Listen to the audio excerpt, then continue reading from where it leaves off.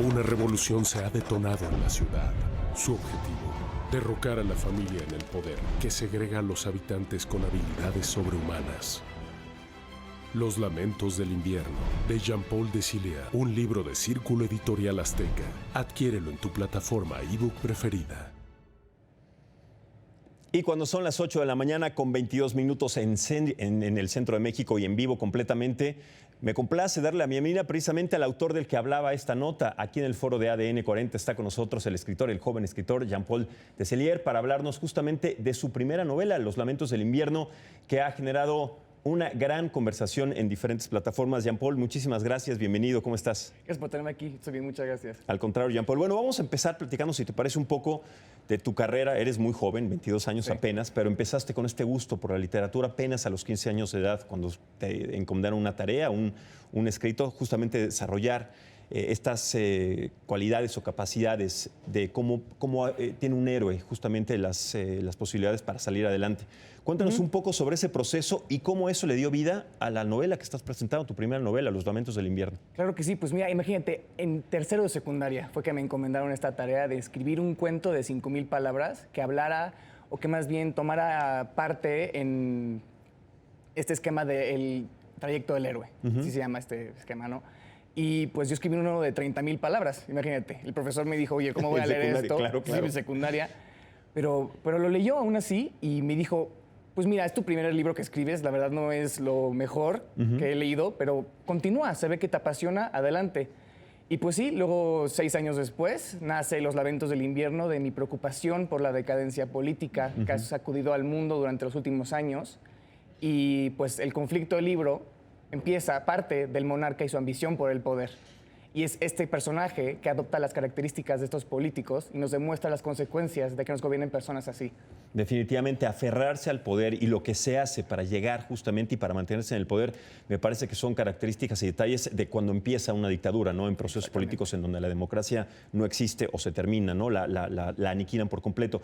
Ahora, me parece muy interesante que tú sí has hecho esta investigación, no solamente de la historia actual, sino también de la historia de la humanidad en procesos diferentes que han marcado precisamente estos momentos complicados en donde la falta de democracia ha generado y ha impactado directamente a las sociedades en diferentes países. Lo vemos inclusive ahora en Cuba, directamente en Nicaragua, en Venezuela. De lo histórico que tú has leído y de lo actual, ¿qué consideras que es lo más grave para que las libertades, para que la democracia no se pueda ejercer, como lo vemos en el planteamiento de Los lamentos del invierno, en esta sociedad olvidada prácticamente y además perpetuada con este invierno permanente, ¿no? Exacto. Pues igual como en la novela, yo creo que el problema principal de estas dictaduras que acabamos de mencionar es estas imágenes de los políticos que se aprovechan del descontento social diciendo que van a llegar a arreglar las cosas y cuando llegan al poder hacen totalmente lo contrario y llegan para quedarse. Sí. Es lo mismo que sucede en Los lamentos del invierno. Y el poder es la herramienta más importante para generar facilidades y para generar comunión entre el pueblo y los gobernantes. Pero en este caso el poder desequilibra y creo que deforma justamente las capacidades que puede tener un gobernante para ejercer la responsabilidad que tiene.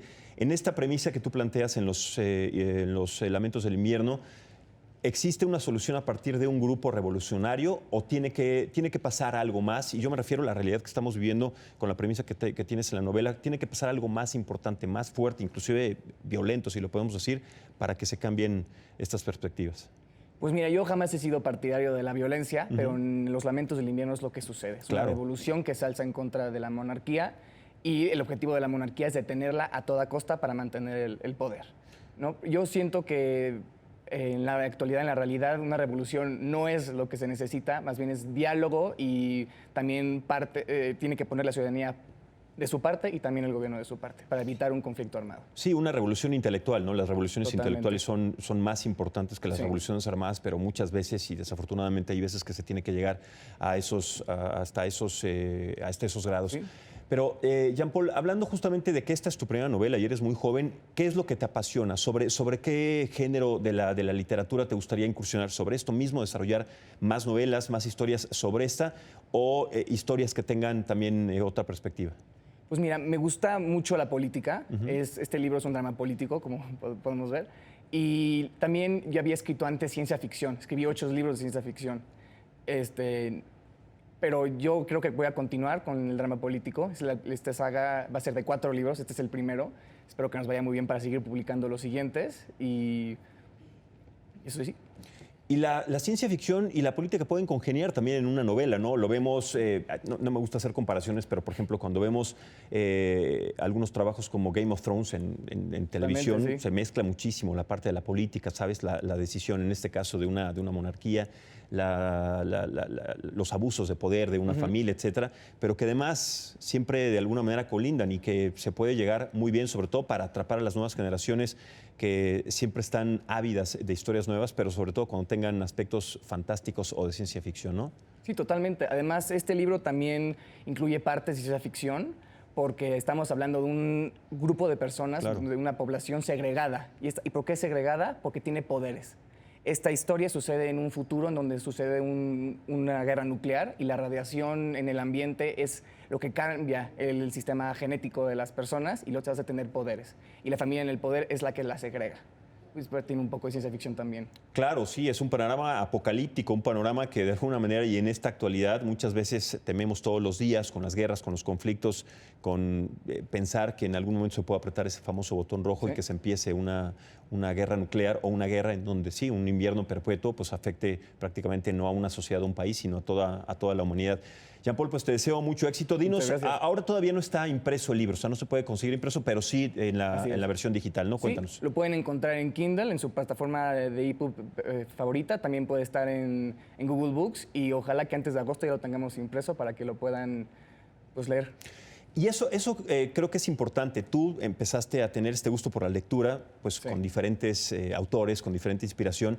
Y me parece que sí, más allá del acierto de la tecnología, de tener acceso a los libros digitales, a muchos que inclusive ya no existen o no se han editado, el libro táctil como arte-objeto, así le puedo llamar yo, porque al final de cuentas es arte, es pues muy diferente, ¿no? A tener una versión digital.